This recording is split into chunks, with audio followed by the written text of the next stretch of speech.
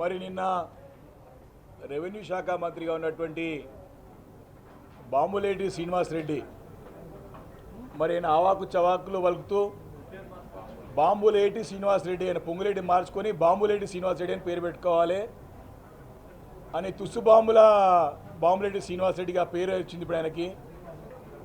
మరి నిన్న ఆయన కొన్ని అంశాలు పత్రికా విలేకరుల మిత్రులతో చిట్చాట్ చేసుకుంటూ కొన్ని అంశాలని మరి బయటపెట్టే ప్రయత్నం చేసినారు.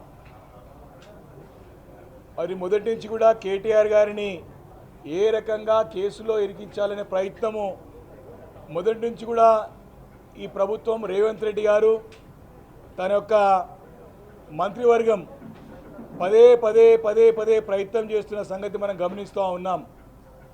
మొట్టమొదట కాళేశ్వరం కూలిపోయిందని చెప్పేసి కాళేశ్వరం ఎంక్వైరీ చేసి మా ప్రభుత్వంలో ఉన్న పెద్దలని గతంలో పనిచేసిన ముఖ్యమంత్రిగా కేసీఆర్ గారిని కేటీఆర్ గారిని ఇరికించే ప్రయత్నం.